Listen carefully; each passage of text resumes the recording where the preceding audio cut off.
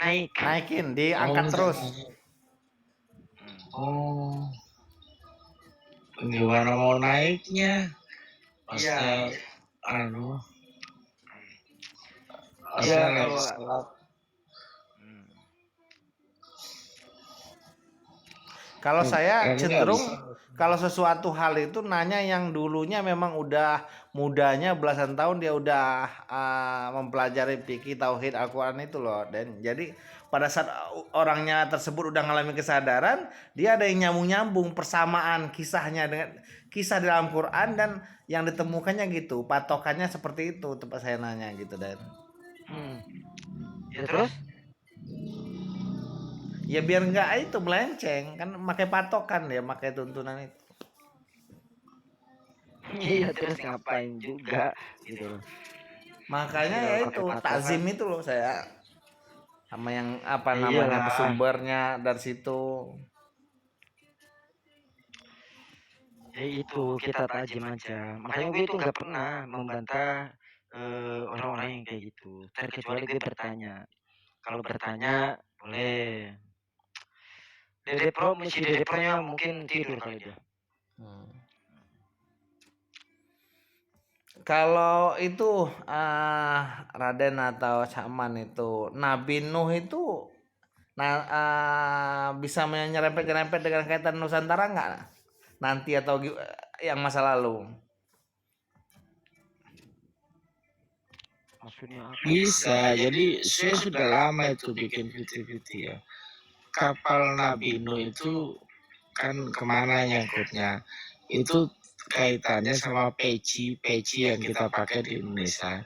Itu seluruh dunia kan mungkin beda-beda ya. Pecinya Indonesia itu mirip kapal loh. Nah, Iya itu juga. artinya orang Indonesia sudah paham apa hikmah dari perjalanan Nabi Nuh itu sendiri. Jadi yang dimaksud Bahtera Nuh itu apa gitu kan? Itu nyangkutnya nanti di kepala. Artinya perjalanan Nabi Nuh atau Bahtera Nabi Nuh itu adanya tentang pola pikir manusia itu sendiri. Kalau mau selamat, kita bikin Bahtera. Itu bahasanya sekarang itu kita harus punya konsep. Jadi orang-orang yang ingin selamat di dunia ini harus punya konsep atau punya manajemen. Gitu. Bahtera itu dimanai dalam kitab suci kapal lah ya. Iya. Karena rusaknya peradaban kalau mau selamat di era yang baru itu setelah surut gitu dari Bahtera itu. Terus permasalahan pada saat di Bahtera atau di kapal itu dia udah diselamatkan nih tapi masih perjalanannya panjang di Bahtera itu di sana ada permasalahan itu tertulis dalam hadis apa kitab kuning apa Al-Qur'an apa Cakman masalah dia di situ ada permasalahan tikus yang berkembang biaknya sama ada kucing dan babi dalam Bahtera itu di mana itu?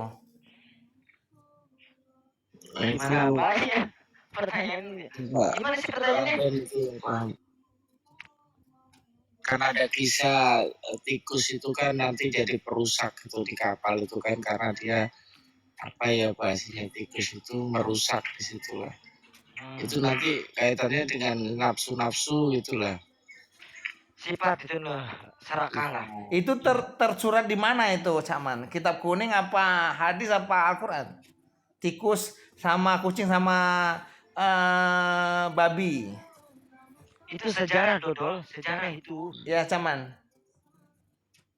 Iya, dari sejarah orang-orang kan mengkaitkan sifat yang ada di hewan, tikus dan babi itu sendiri itu apa ya ada iblis yang ikut masuk ke Bahtera Nuh.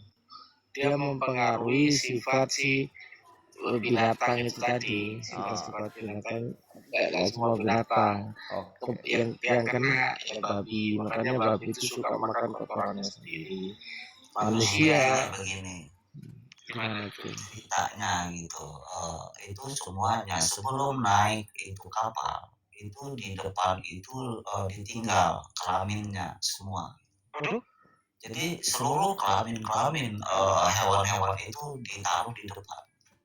Jadi mereka itu masuk ke dalam bahtera Nuh itu dia tidak mempunyai kelamin. Nah itu yang pertama. Ini lepas itu jalan kapal. Lepas jalan itu ada permasalahan tentang kotoran. Bingung. Jadi ditepuklah kepala gajah gitu.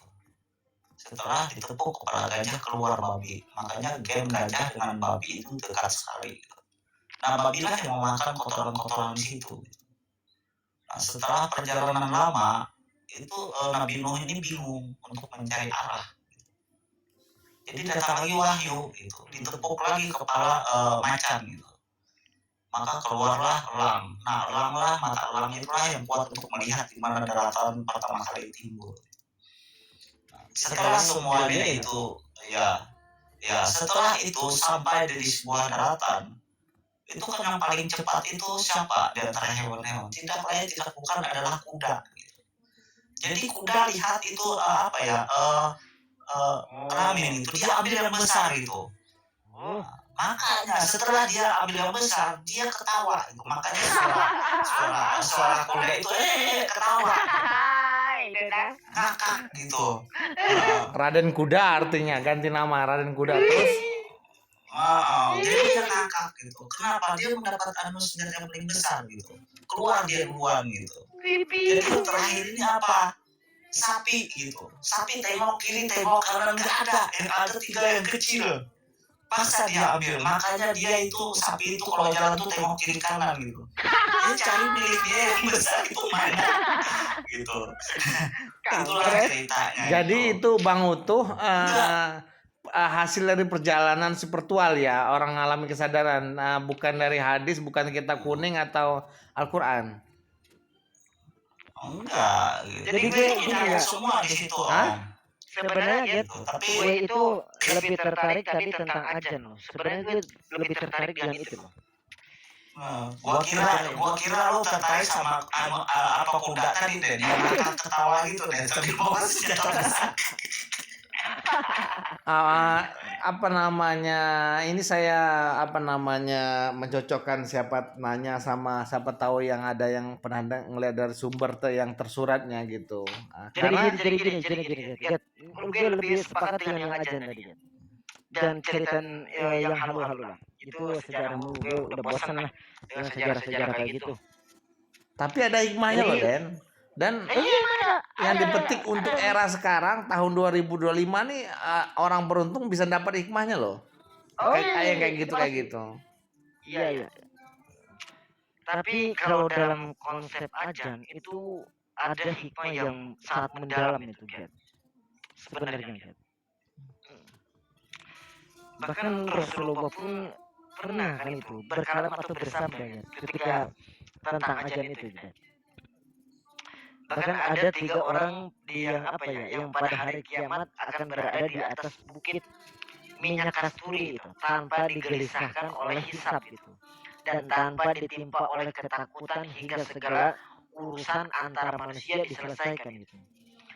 Yaitu yang disebut pertama itu laki-laki yang membaca Al-Quran demi mengharapkan ridho Allah. Kedua yaitu yang disebut laki-laki yang diuji dengan perbudakan di dunia. Tapi hal itu tidak menyibukkan dari amal akhirat. Dan kami nggak mau motong ngomongan lu. Gitu juga kami nanti kalau belum dipersilakan lanjut Den. Terus. Lanjut oke. Bahkan Rasulullah pun pernah bersabda ya. Yatur Rahmani ala rusil muazni hatta yafroga min ajanihi. Tangan Tuhan yang maha penyayang berada di atas kepala muadzin sampai dia menyelesaikan ajannya. Maksud dari firman Allah itu, dan siapakah yang lebih baik perkataannya daripada orang yang menyeru kepada Allah? Di dalam surat Al-Fussilat ayat 33 adalah para muadzin gitu. Itu yang disebutkan hadis. Hadis atau sabda Rasulullah yang saya tadi bilang, tangan Tuhan yang Maha Penyayang berada di atas kepala muadzin Syariat sampai ini dia Den. menyelesaikan ajarnya. Syariat ini. Iya masih syariat, Ya. masih syariat. Terus lanjut.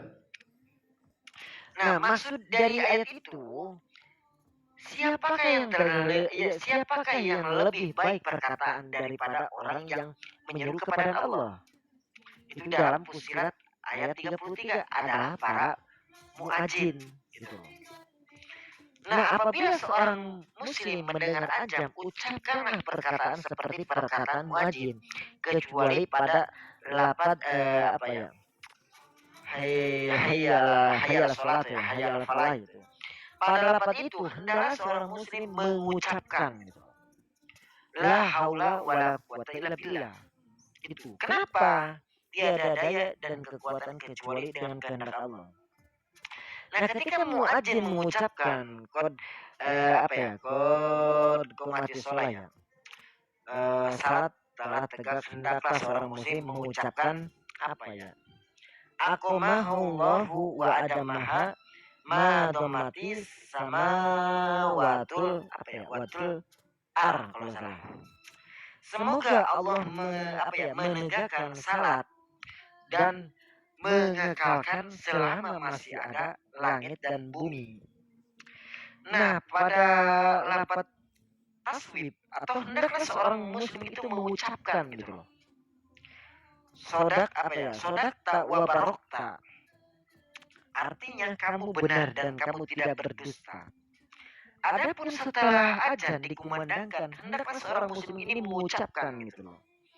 Allahumma Rabbi hazida watit tamati wasyah sholatil qaimati Muhammadanil wasilata wal fadilata wal maqamal mahmudal ladzi wahda. Ya Allah, pemilik seruan yang sempurna dan salat yang tegak itu atau ini, berikanlah wasilah keutamaan dan kedudukan mulia kepada Muhammad sebagai hal itu telah engkau janjikan kepada beliau. Bahkan itu disahihkan Khair Ahmad dan Haisami. Nana tidur udah malam, besok kerja ada yang meninggal. Tambah lagi lah donatnya baru betul. Itu kan secara syariat Den. Secara yang omongan tadi dipandang secara hakikatnya apa? Kalau secara hakikat buat gadget ini masih masih belum sampai gadget. Enggak, yang sampai tadi yang muazin tadi. Jangan ke saya lagi, ajakan lagi, koreksi saya lagi. Iya. Jangan. Muazin tadi apa? Muazin itu apa? Enggak, secara hakikat tadi kan syariat Dan. Hakikatnya apa? Kesimpulannya untuk ditarik ke dunia tren sekarang.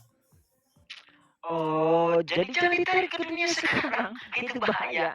Ntar kamu terperosok ke dalam jurang yang sama. Jangan. Dan ikut-ikutan. Jadi hal yang positifnya aja. Iya, positif aja. Jadi ketika ada orang muadzin itu jadi Rasulullah kan udah bersabda, udah berkalam. Tangan Tuhan yang Maha Penyayang berada di atas kepala muadzin sampai dia menyelesaikan ajarnya. Itu tangan Tuhan. Masya Allah, tabarakallah. Babi Bong, Masya Allah. Oke Den, apa namanya? Kalau hakikatnya minim. Ini ada hakikat dari Cak Man tadi. Saya petik. Beliau mengatakan Bahtera Nabi Nuh.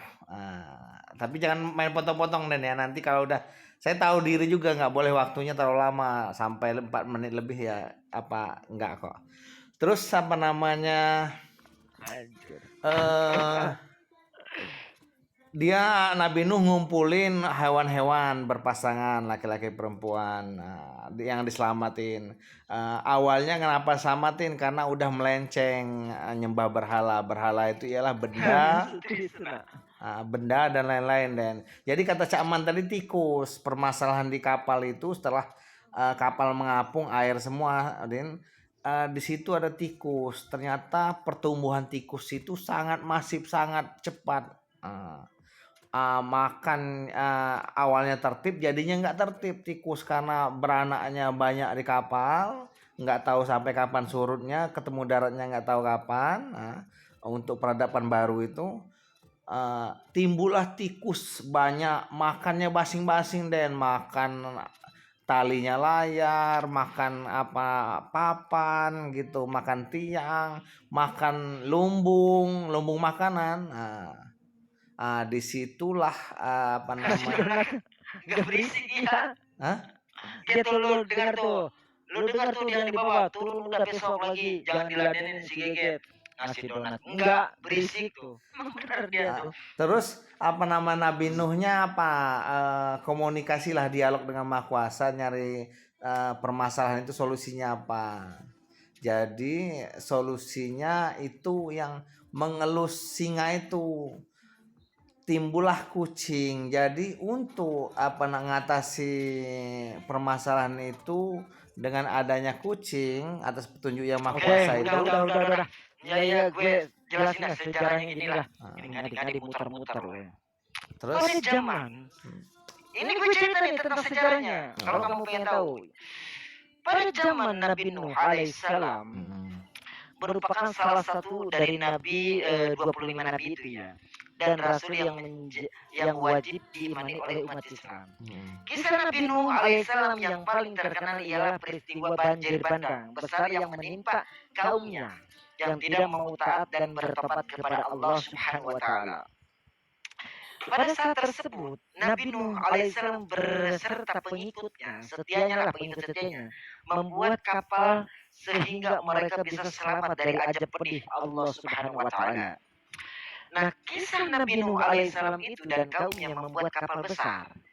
Ketika Nabi Nuh alaihissalam merupakan nabi yang melakukan dakwah selama 500 tahun dan meninggal di usia 950 tahun, Nabi Nuh alaihissalam diutus Allah di antara kaum penyembah berhala. Mereka yakin bahwa menyembah berhala dapat membawa kebaikan dan menolak bala. Itu waktu zaman dulu kala itu ya. Nah, Nabi Nuh itu alaihissalam berdakwah dengan sekuat tenaga kepada kaumnya yang keras kepala. Namun demikian, selama berdakwah ia hanya mendapat 70 hingga 80 pengikut saja waktu di zaman Nabi Nuh itu ya. Nah, suatu ketika Nuh alaihissalam kemudian berdoa kepada Allah. Nabi Nuh alaihissalam berdoa supaya kaumnya diberi hidayah. Bahkan Allah Subhanahu wa taala mengabulkan doanya tersebut dan memerintahkan Nabi Nuh dan pengikutnya untuk membuat sebuah perahu yang amat besar. Nah, Nabi Nuh alaihissalam dan para pengikutnya yang setia akhirnya membuat perahu yang di atas bukit. Mereka menebang pohon dan menggunakan kayu-kayunya untuk membuat kapal. Kaum Nabi Nuh alaihissalam yang keras kepala malah mengolok-olokkan itu pekerjaannya tersebut. Ini dongeng. Biar si Geget bisa tidur. Mereka bahkan berani melempar kotoran kepada Nabi Nuh alaihissalam dan para pengikutnya ketika mereka sedang membuat kapal. Udah tidur, Get? Lanjut. Setelah perahu Nabi Nuh alaihissalam selesai, beliau kemudian mengajak seluruh kaumnya untuk masuk ke dalam perahu. Nabi Nuh alaihissalam juga membawa serta seluruh jenis binatang, masing-masing sepasang. Untuk setiap jenisnya selain itu Nabi Nuh alaihissalam juga membawa benih tumbuh-tumbuhan. Hal ini supaya kelak jenis hewan dan tumbuhan tersebut tetap bisa berkembang biak. Nah, ketika itu hujan terus selama 40 hari 40 malam. Setelah itu hujan perlahan mulai reda dan air perlahan mulai surut. Setelah 150 hari kemudian, Nabi Nuh alaihissalam dan para pengikutnya yang setia dan budiman itu turun dari kapal dan mulai membangun kehidupan yang baru.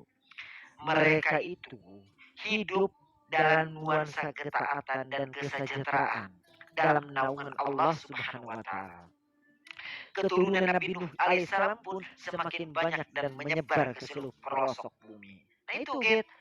Itu aja. Jadi gini, Den, manusia zaman dulu itu berpindah-pindah tatkala sudah nggak subur lagi. Jadi tinggalnya di tempat yang subur. Tatkala dibuat Allah peradaban baru, ditenggelamkan.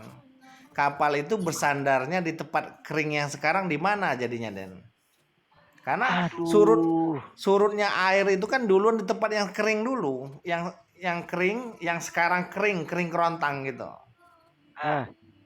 Maaf gini Den, ini Batra ini yang terselamat ya, maksudnya ya, mereka yang terselamatkan.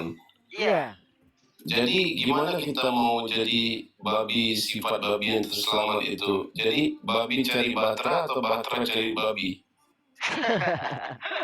Sebenarnya kan itu di apa ya, dari sejarah tadi kan itu para binatang kan dimasukkan semua itu oleh Nabi Nuh kan itu. Iya. Caranya. Tapi kalau secara binatang ini kan konsepnya kalau secara sejarah ya sejarah aja kan konsepnya. Cuman kalau kita dikajikan di dalam kajian itu kesifatan binatang gitu. Kesifat-sifat dilarikan ke diri kita gitu loh. Ada sifat babi. Kalau jalan kan udah keras, apa lehernya gimana ya, sedikit ya lehernya, pendek, runtul terus, itu keras kepala juga kan, nggak nyaut kan kalau gitu. Iya.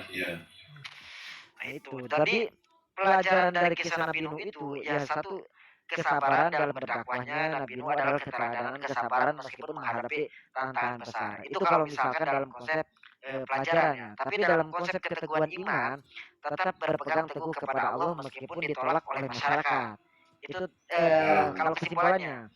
Kalau dalam ajab bagi orang durhaka itu dalam ajabnya yang dikasih banjir itu. Ajab bagi orang durhaka, kisah ini mengingatkan tentang akibat dari kesombongan dan penolakan terhadap kebenaran rahmat Allah. Bagi orang yang beriman, Allah selalu menyelamatkan hamba-hambanya yang taat itu. Bahkan hadis tentang Nabi Nuh, Rasulullah menyebut Nabi Nuh dalam beberapa hadis. Salah satunya tentang usia Nabi Nuh yang sangat panjang. Dalam riwayat Abu Hurairah, Nabi Muhammad SAW pun bersabda, Rasul pertama yang diutus kepada manusia adalah Nuh. Itu disahihkan Bukhari dan Muslim. Itu Bang. Jadi rata-rata observasi itu sifat sombong yang parah ya. Kalau sifat babi masih oke ya. Iya Bang. Dan apa namanya? Pernah dengar enggak, apa yang meyakin enggak? Kisah-kisah yang terjadi akan datang, yang sudah terjadi itu pengulangan daripada masa-masa lalu, namun hanya tahun dan versi berbeda saja. Iya, itu masa-masa lalu sebenarnya sekarang ini ada itu. Contoh, ketika kisah kaum Sodom yang ketika malaikat itu diutus Allah ya, berupa menjadi sosok manusia. Itu kaum Sodom kan diajab Allah. Nah sekarang ada kaum Sodom. Ada orangnya itu cowok kayak cewek, melambai pada cowok, terus cerewet bener. Ya ciri-cirinya zaman sekarang seperti itu. Bukan itu. Yang cerewet itu rasanya lu dari tadi cerewet juga. Enggak lah, kok lu yang kenal, Dan? Ini kan ngomongin Sodom itu.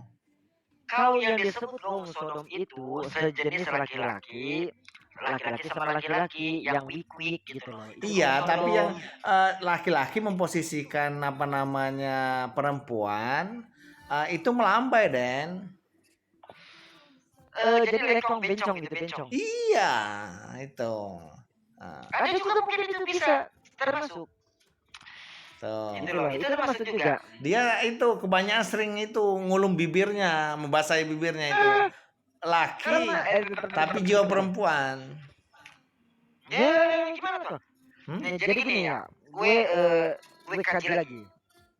Kalau dalam bahasa kapal yang berlabuh dan dari awal kehidupan yang baru itu, setelah bumi kembali tenang, kapal Nabi Nuh berlabuh di bukit Judi itu, di bukit Judi.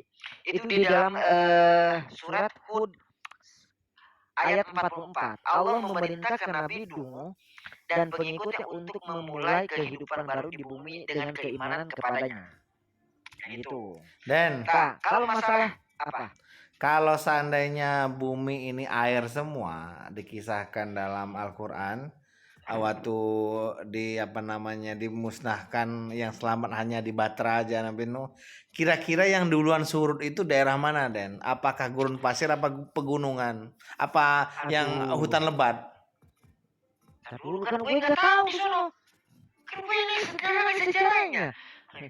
Dan multi tafsir otak gue nih. Jadi kalau menurut saya, Den, apalagi dia menurut ya udah lu aja coba menurut saya setelah perjalanan panjang dalam Batra itu kan mencari daratan nggak ketemu, ketemunya daratan yang surut. Daratan yang surut itu yang saat ini ya gurun pasir. Dia orang bersandarnya Nabi Nuh itu bersandarnya di gurun pasir Timur Tengah, makanya peradaban ilmu keselamatan itu dimulai dari Timur Tengah. Namun nanti bakal diulangi lagi kisah itu. Emang gue udah iya, tapi kamu jangan muter-muter nih. Di saat tenggelamnya yang kaum yang durhaka itu banjir besar melanda bumi, kaum Nabi Nuh yang tidak mentaati perintah Allah ditenggelamkan, termasuk anak Nabi Nuh, yaitu Kanan, yang menolak naik ke kapal dan berkata bahwa ia akan mencari perlindungan di gunung. Namun Allah menegaskan bahwa tidak ada yang selamat dari azabnya kecuali yang telah dirahmati. Nabi Nuh berkata, wahai Tuhanku, sesungguhnya anakku termasuk keluargaku, dan janjimu pasti benar. Maka Allah berfirman di situ, sesungguhnya dia bukanlah termasuk keluargamu. Sesungguhnya perbuatannya adalah perbuatan yang tidak baik. Itu kata Allah di dalam surat Hud ayat 45 sampai 46. Gitu. Ada nggak anaknya yang ikut Batra? Ada nggak? Gak ada. Terus gimana itu lahirkan lagi? Gimana? Karena ada pengikutnya yang baru-baru perempuan. Ada itu. Kan di situ ada manusia, ada hewan, ada tetangga Om. Ada tetangga ikut juga Om. Mantap itu. Ikut juga Om. Katanya kayunya itu dari Nusantara kan, hanya ada di sini kan kayunya. Wallahu a'lam birobbi ya. Kalau masalah kayunya saya nggak tahu. Ada yang bilang kayu jati, ada yang bilang Kalau Bang Bimbong saya tangkap seperti ini. Kenapa di gurun pasir banyak minyak? Karena pada saat air keluar dari bumi dan hujan terus menerus, banjirnya itu beransur-ansur sampai semua bumi ketutupan. Hewan-hewan yang raksasa itu, yang tinggi-tinggi, yang nggak muat di kapal itu merapat ke daratan terakhir. Berkumpul ke daratan terakhir. Daratan terakhir itu ialah padang pasir sekarang. Itu yang jadi botak ya, jadi dipijak injek ya. Jadi hewan-hewan besar itu banyak tumbangnya ngumpul di padang pasir. Alhasil ketimbun jadilah minyak sekarang. Fosil namanya. Iya betul. Iya betul. Terus peradaban baru itu bersandarnya kemana? Pada saat surut, udah dikasih petunjuk yang Maha Kuasa bahwa suatu saat nanti bakal bersandar. Dijelaskannya sama pengikutnya, sabar. Nanti udah dikasih tahu yang Maha Kuasa bakal sana. Yang mana yang pada saat surut yang muncul duluan? Yang terakhir tadi padang pasir. Makanya ilmu agama keselamatan tuh di Timur Tengah. Namun tatkala banyak kemelencengan nanti akan diselamatkan lagi. Seperti itu. Siklus lah gitu, siklus kehidupan. Dan kita lihat pohon-pohon yang besar-besar yang pada saat banjir Nabi Nuh tumbang. Anak Nabi Nuh yang selamat adalah Den.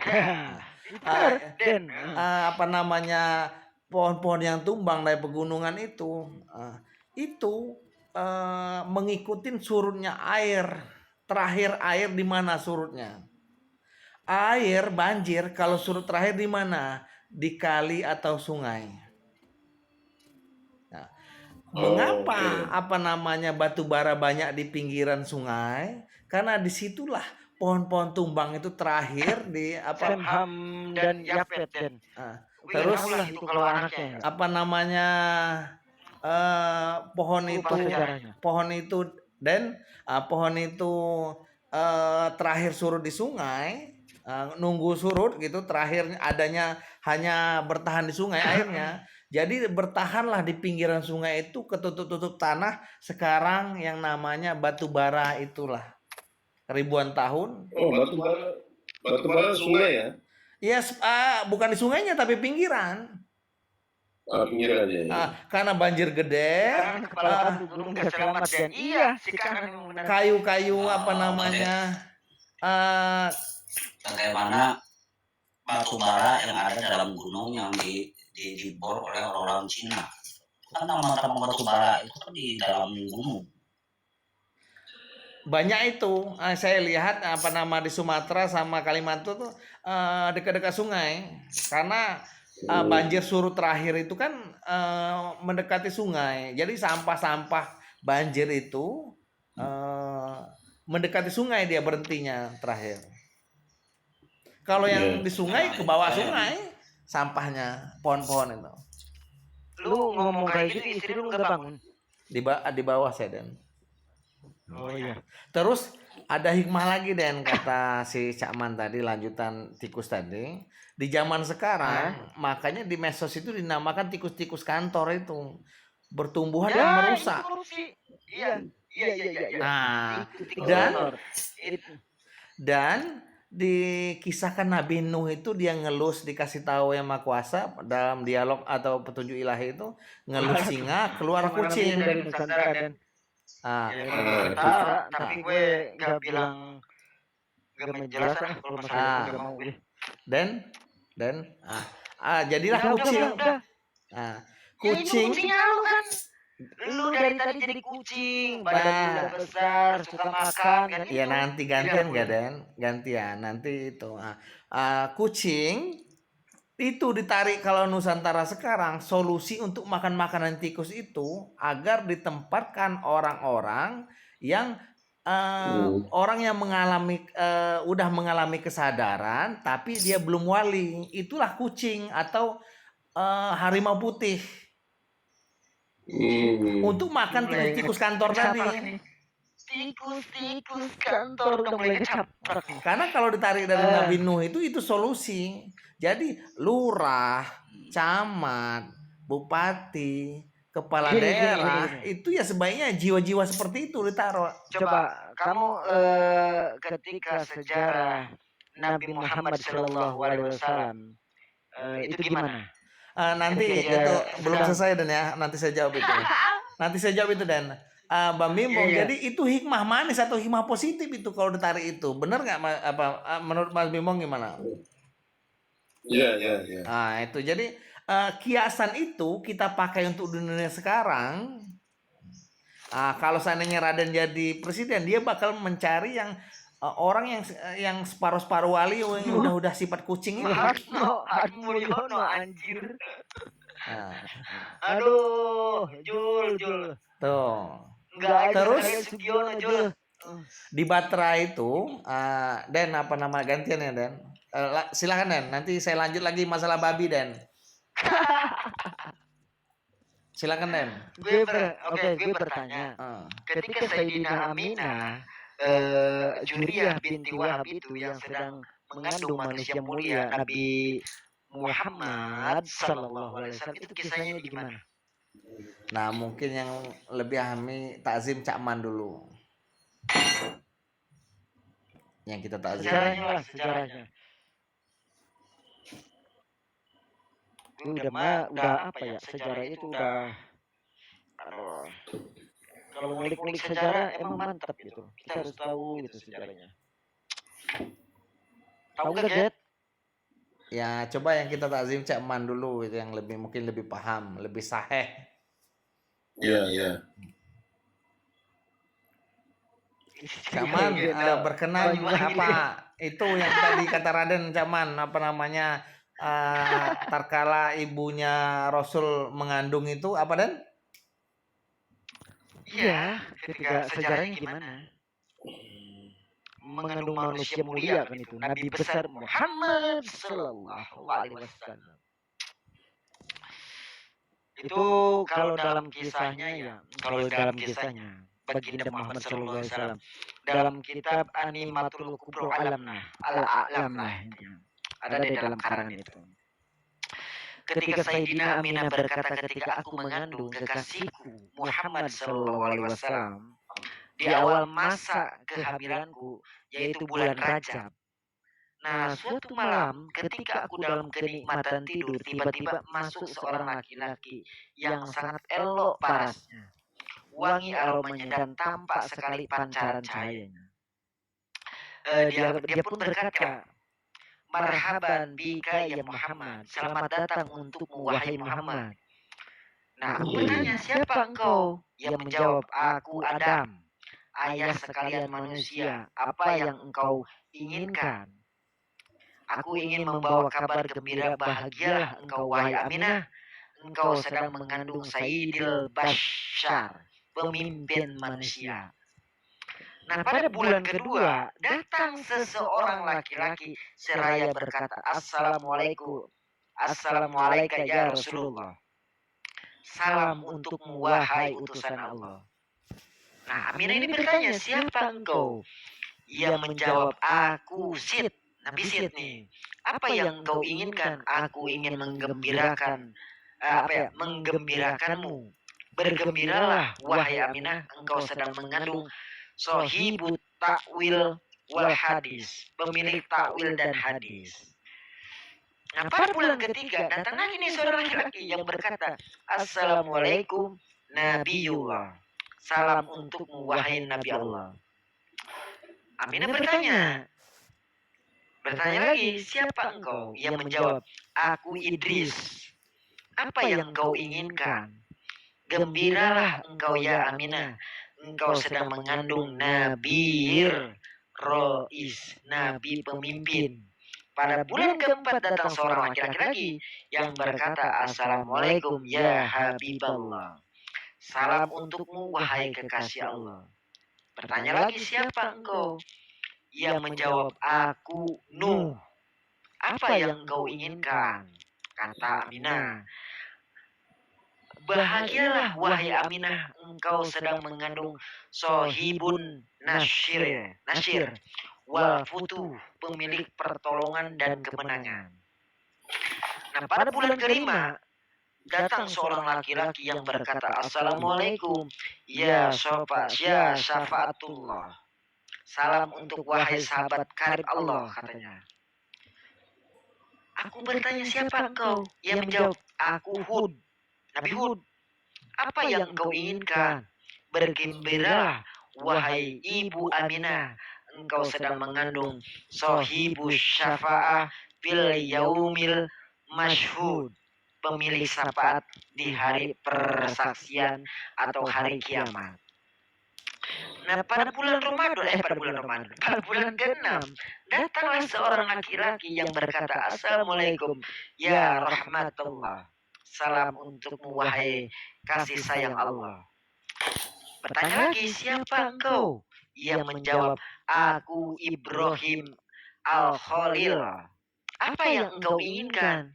Bahagialah engkau ya Aminah, engkau sedang mengandung Nabiyil Jalil, Nabi yang agung. Pada bulan ke-7 datang seorang laki-laki berkata lagi, Assalamualaikum atau Assalamualaikum ya manik tarufullah, salam untukmu wahai orang yang telah dipilih Allah. Aku bertanya, siapa engkau? Ia menjawab, aku Ismail Al-Zabih, yang disembelih. Kata dia, apa yang engkau inginkan?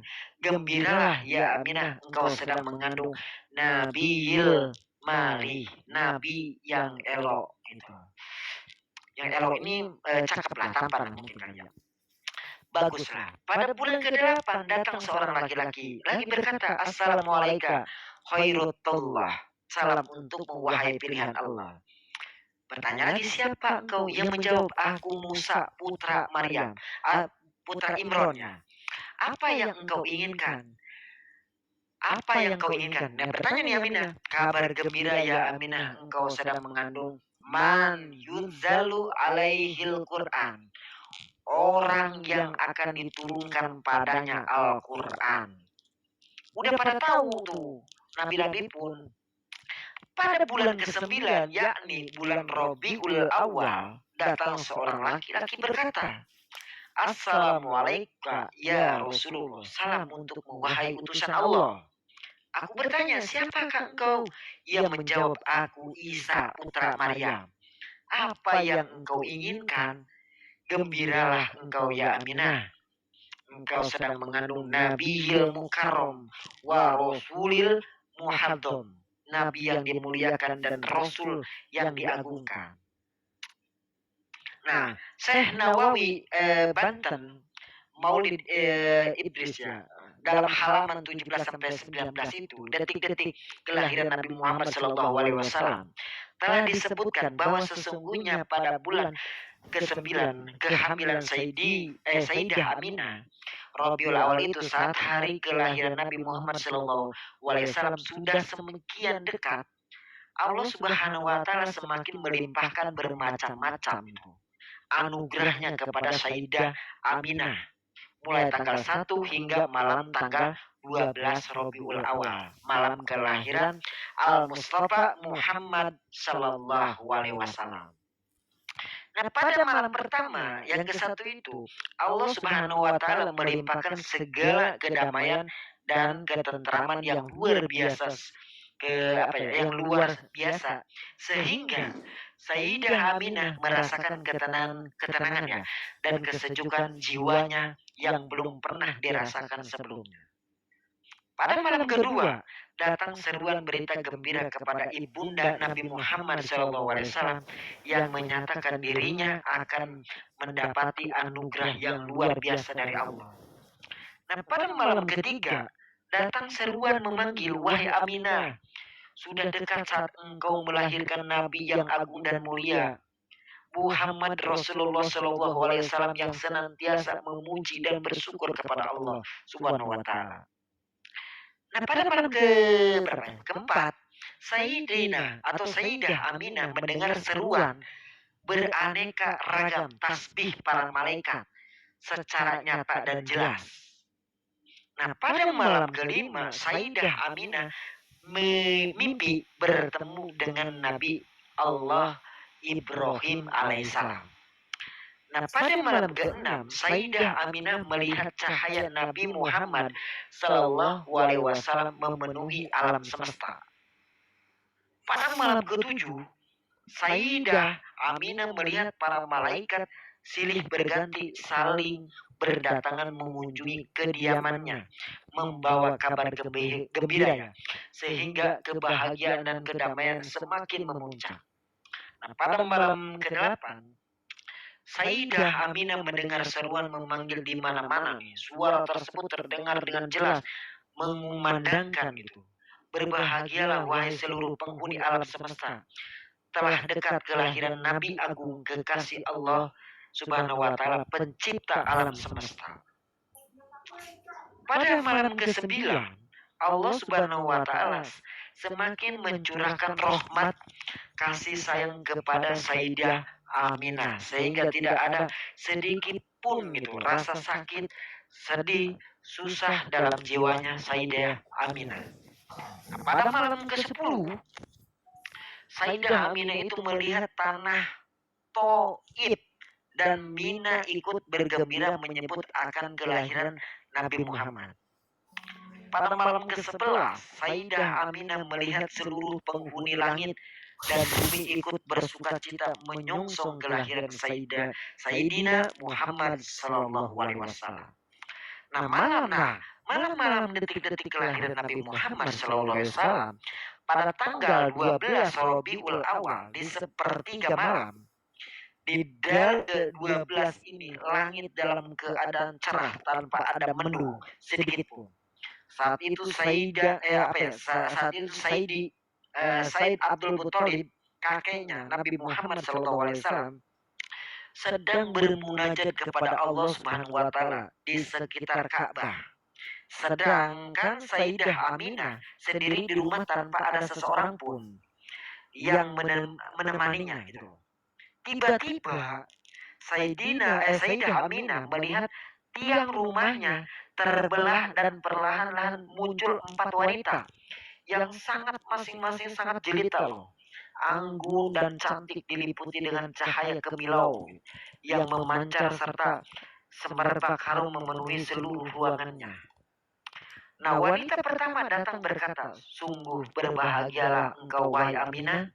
Sebentar lagi engkau akan melahirkan nabi yang agung, junjungan semesta alam. Beliau Nabi Muhammad sallallahu alaihi wasallam. Kenalilah aku bahwa aku adalah istri Nabi Allah Adam alaihissalam, ibunda seluruh umat manusia. Aku diperintahkan Allah untuk menemanimu." Nah, itu yang pertama. Kemudian datanglah wanita yang kedua menyampaikan kabar gembira. "Aku adalah istri Nabi Allah Ibrahim alaihissalam yang diperintahkan Allah untuk menemanimu." Begitu pula menghampiri wanita yang ketiga, "Aku adalah Aisyah binti Muzahim yang diperintah Allah untuk menemanimu." Datanglah wanita yang keempat, "Aku adalah Maryam ibunda Isa alaihissalam, datang untuk menyambut kehadiran putramu Muhammad Rasulullah sallallahu alaihi wasallam." Sehingga semakin memuncak rasa kedamaian dan kebahagiaan ibunda Nabi Muhammad sallallahu alaihi wasallam yang tidak bisa terlukiskan dengan kata-kata lagi lah. Nah, keajaiban berikutnya, Sayyidah Aminah melihat sekelompok demi sekelompok manusia bercahaya itu berdatangan gitu, silih berganti memasuki ruangannya, dan mereka memanjatkan puji-pujian kepada Allah Subhanahu wa taala dengan berbagai macam bahasa yang berbeda gitu. Nah, detik-detik berikutnya Sayyidah Aminah melihat atap rumahnya terbuka dan terlihat oleh beliau bermacam-macam bintang di angkasa berterbangan yang sangat indah berkilau cahayanya. Nah, detik-detik berikut Allah Subhanahu wa taala memerintahkan kepada malaikat Ridwan agar mengomandokan seluruh bidadari surga agar berdandan cantik dan rapi, memakai kain sutra dan segala macam bentuk perhiasan dengan bermahkota emas, intan permata yang bergemerlap dan menebarkan wangi-wangian sorga yang harum, semerbak ke segala penjuru. Intinya lahir, udah kepanjangan Den, apa tahu diri juga Den? Lu belum tahu juga. Enggak, intinya lahir. Yang saya tanyakan Den, lu itu membaca apa memang udah melekat di memori lu Den?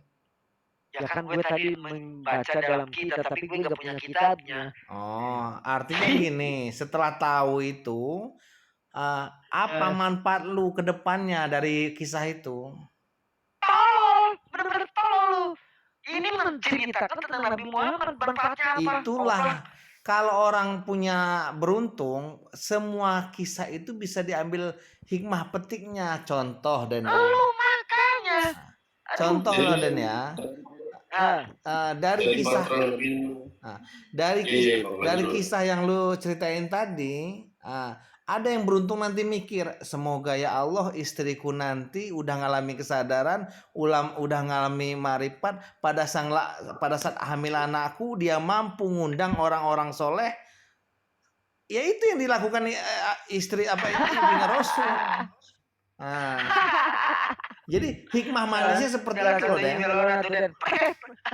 Hikmah positifnya itu. Semoga kata Raden nanti kan, semoga istriku nanti kenapa lu lari-lari ke situ? Ini menceritakan kekasih Allah yang mau ngelahir, kenapa lu lari ke situ? Iya loh Den, walaupun kita enggak menyerupai sama, tapi ya mendekati loh Den. Kamu bayangkan kalau seorang istri hamil anak kita ya, terus dia tapakur munajat di sepertiga malam,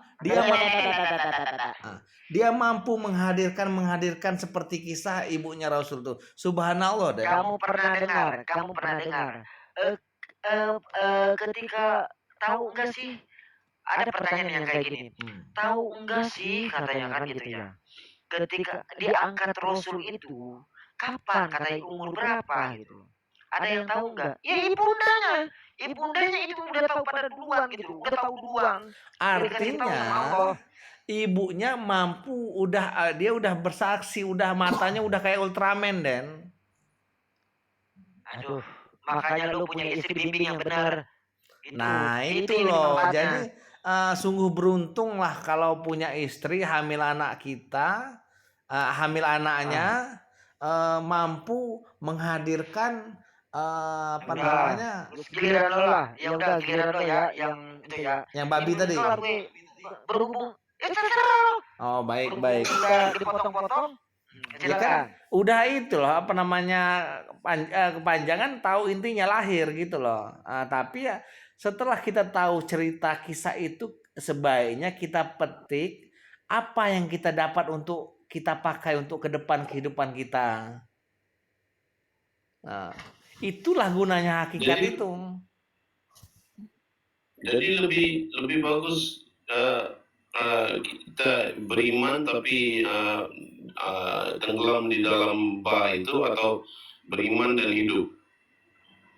Beriman dan hidup kita ambil, terapkan di kisah kita yang untuk esok hari gitu.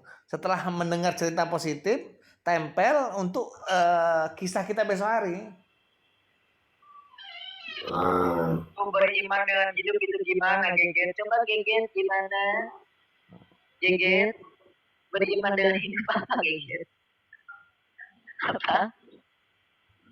Lu kalau ngomong yang benar coba Geget. Beriman tapi hidup gimana?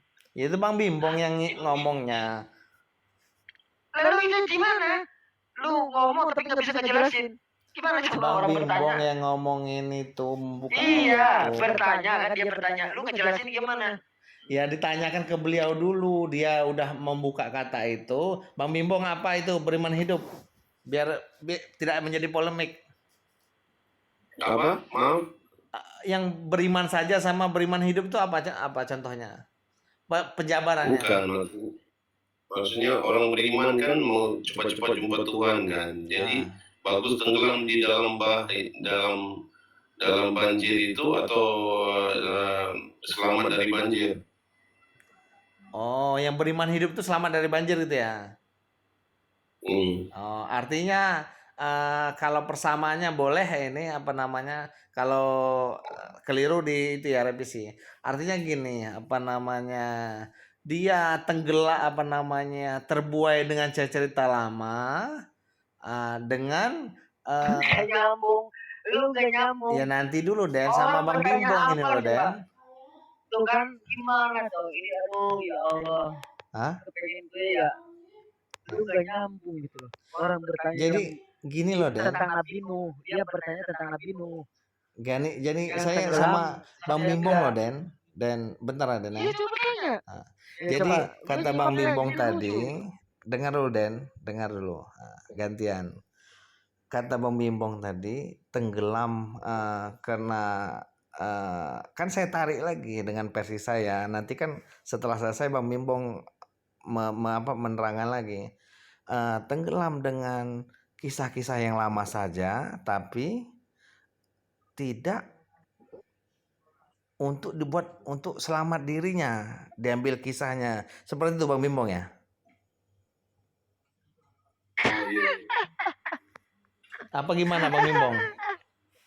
Gimana Den? Gimana Den? Aduh. Gimana Den? Kata Bang Bimbong nanya itu gimana? Dia bilang itu kan konsep tentang sejarah Nabi Nuh.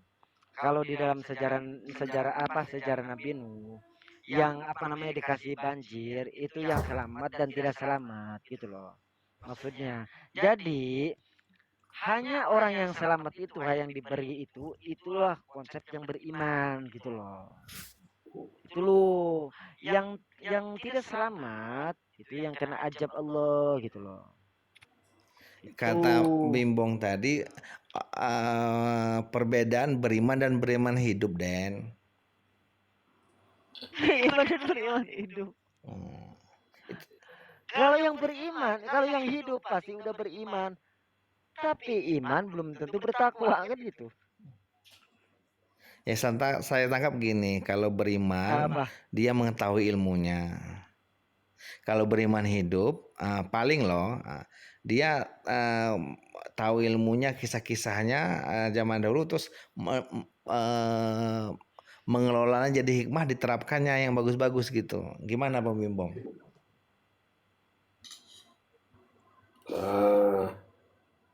Bukan beriman hidup ya Bang, maaf. Itu orang yang beriman hidup, yang orang yang beriman lagi hidup, atau beriman tapi mati di dalam banjir itu maksudnya. Oh baik. Jadi semua yang mati di dalam banjir itu nggak beriman ya maksudnya. Ya, Atau begitu? betul. Oh, oke. Kalau lebih tepatnya gini, lebih amannya itu tidak selamat dianya. Tidak selamat. Lebih tepatnya seperti itu. Jadi yang mengikut Bahtera itu daripada Nuh dengan jadi yang mengikut Bahtera itu yang selamat ya. Iya, diselamatkan Nabi Nuh yang udah mengalami kesadaran atau segala macam lah gitu. Dia udah mampu komunikasi, dialog dengan Yang Maha Kuasa. Jadi kalau mengikuti Bahtera Nabi Muhammad itu gimana mau selamat mengikut Bahtera Nabi Muhammad? Nabi Muhammad merubah peradaban. Yang ditangkap orang kan beda-beda. Zaman dahulu orang mengalami kesadaran. Assalamualaikum. Waalaikumsalam warahmatullahi wabarakatuh. Jangan dipotong dulu Den ya. Nanti kalau saya walaupun potong pun nggak ngaruh sebenarnya. Nggak baper-baper nggak. Tapi lu potong percuma, nggak bakal baper. Terus ya udah silakan. Nanti gantian. Nabi Muhammad itu membawa pesan. Karena pada saat itu sebelumnya kan lebih marak agama Hindu. Agama Hindu bertapa semedinya di hutan dan segala macam, ujung-ujungnya spiritual. Karena kebutuhan zaman dulu kalau rajanya kapan agama Hindu? Emang udah ada agama Hindu? Nanti dan gantian Den. Boleh lanjut kan Den? Iya Bang, lanjut Bang. Jadi apa namanya di zaman dulu orang mengalami kesadaran itu atau separuh wali, apalah sebuah penamaan itu manusia menamakan, dia mengarahnya untuk eksistensi satu, menimba supranatural agar eksistensi kerajaan atau pengaruhnya dipertahankan. Kalau dia posisi sebagai raja, tapi kalau dia tidak pengaruh, tidak ada pengikut, dia tetap menimba ilmu kanuragan atau supranatural. Sehingga tatkala dia baru nerima turun gunung bahasanya, itu wajib gatel mau ngetes yang diterimanya.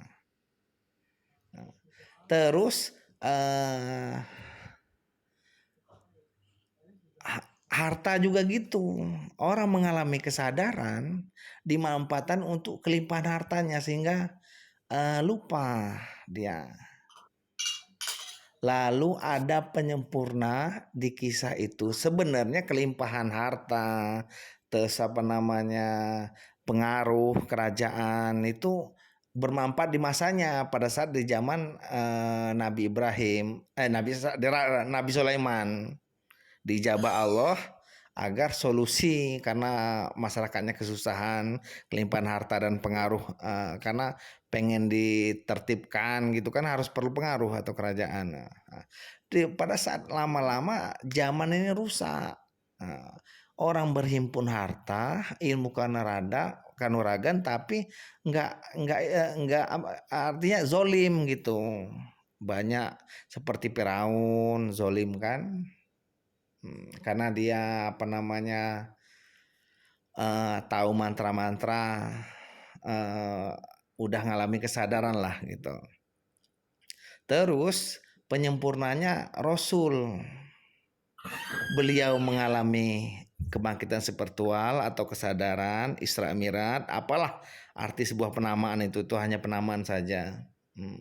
Tapi beliau tidak menumpuk harta, tidak menimba ilmu kanuragan,